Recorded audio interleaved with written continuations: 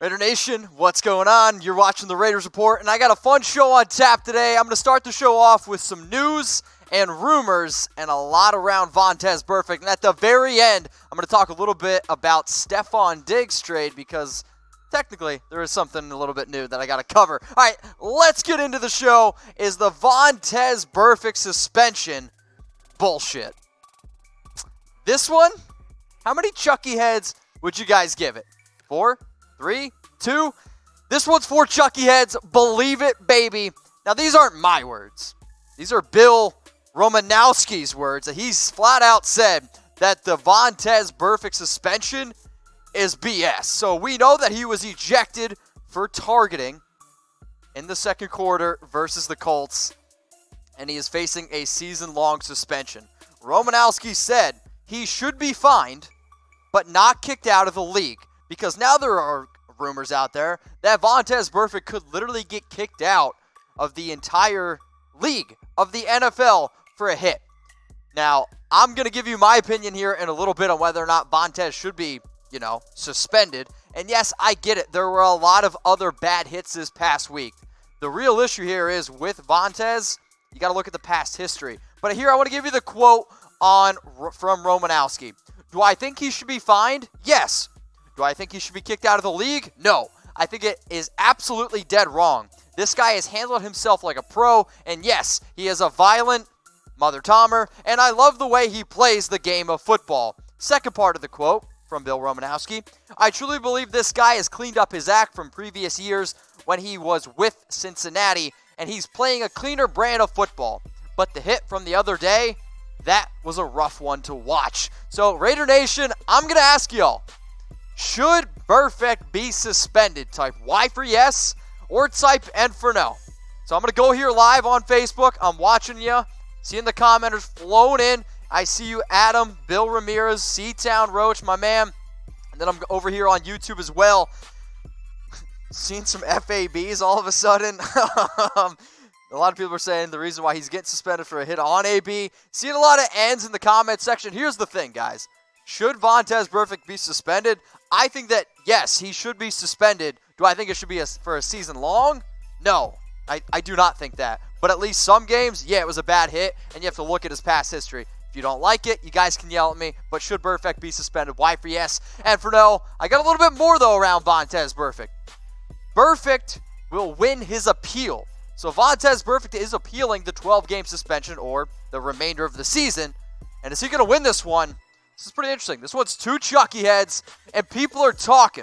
So I was surfing the web a little bit, talking to some people, and Pro Football Talk seems to be pretty confident in the fact that Vontaze Burfict will win this appeal. So he's planning to appeal the season-long suspension, and Pro Football Talk kind of goes back a little bit. They talk about how he appealed his suspension in 2017, got it reduced from 5 games down to 3. Now, the latest suspension, here's the thing. PFT said suspension undoubtedly will be reduced. That's a pretty powerful word.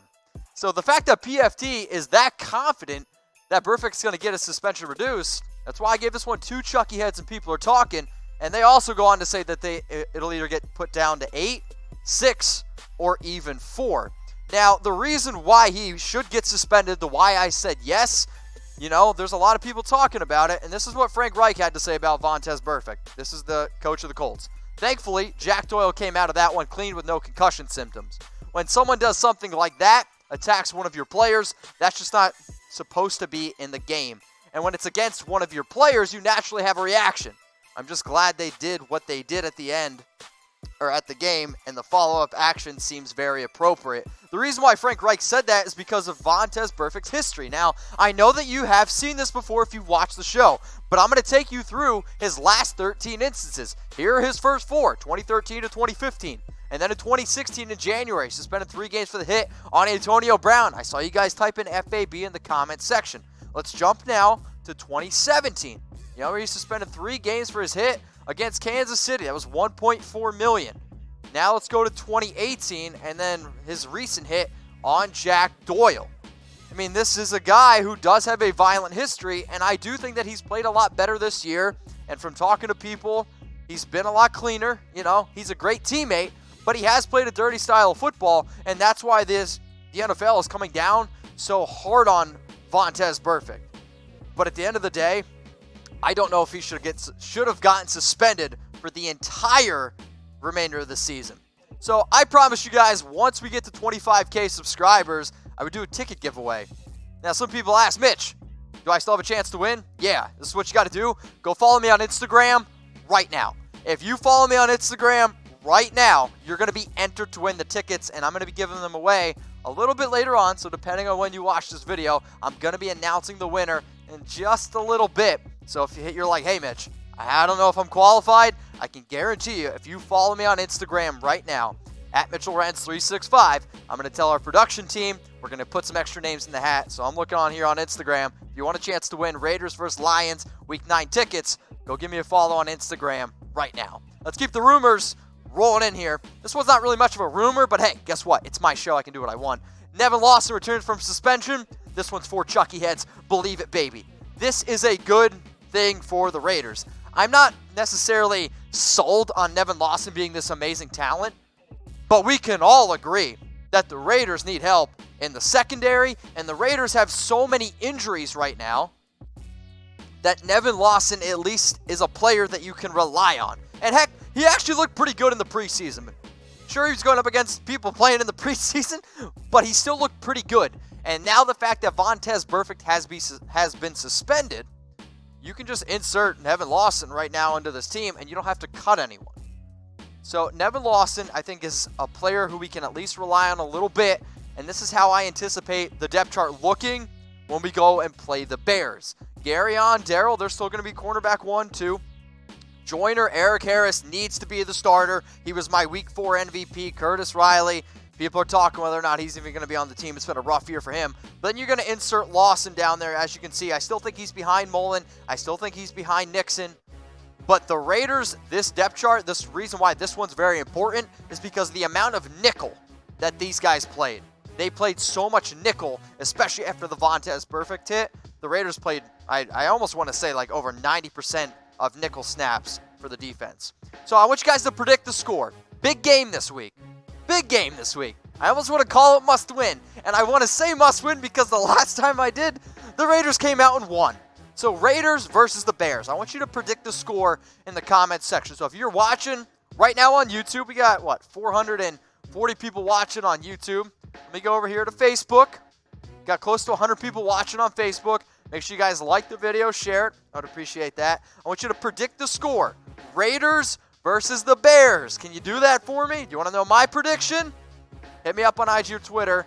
But here's the thing. If you think the Raiders are going to beat the Bears, go put some money down on BetDSI. They are 5.5-point underdogs. The over-under in this game is 40 points. BetDSI is anticipating a low-scoring game. I actually think the Raiders have a realistic chance to win this football game. Why? No Mitchell Trubisky. No, he kind of stinks. You're gonna see a little bit later, the Bears could be without some of their key players. But if you think the Raiders are going to beat the Bears, go to chatsports.com/bet and use that promo code Raiders120. And for every single person that does, I'm going to hook you up with a shirt from Raider Nation store. So go, place a bet using our promo code. Next rumor. Is Mitch drinking beer? People are talking. Jon Gruden. No, it's not Jon Gruden. Jay Gruden joining the Raiders in 2020. This one's two Chucky heads, and people are talking.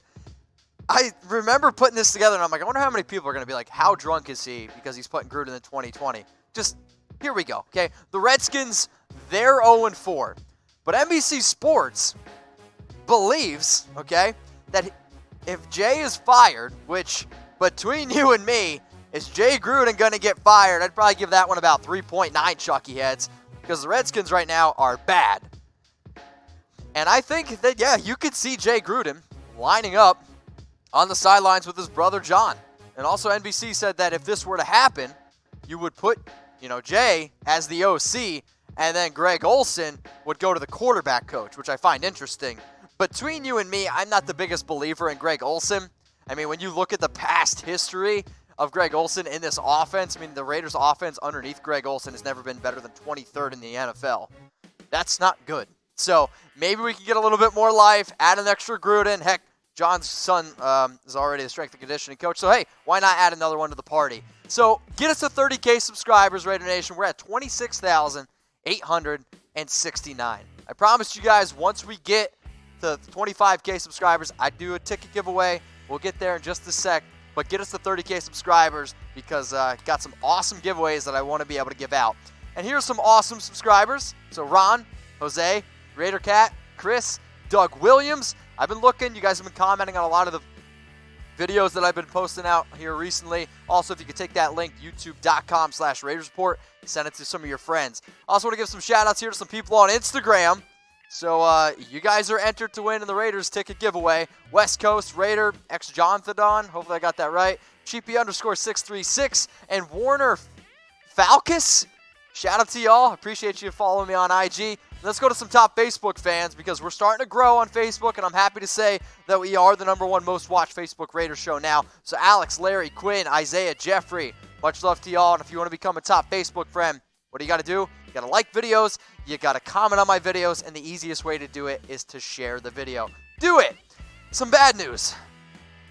Got to get to it. Debbie, is he out for the season? I kind of just gave it away. This one is, This one's for Chucky heads.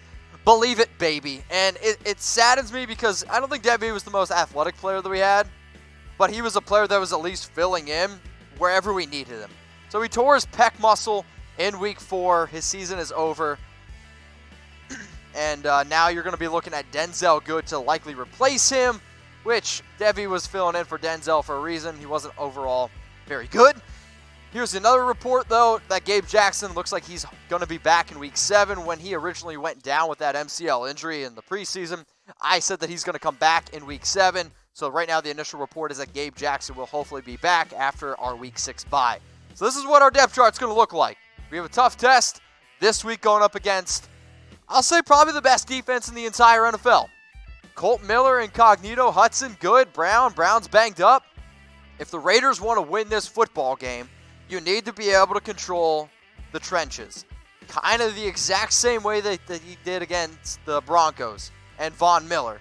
Colton Miller, I'm looking at you because I can guarantee you Khalil Mack is going to be coming after you. So the Raiders have been just absolutely killed with injuries. So we do FAB. You know what?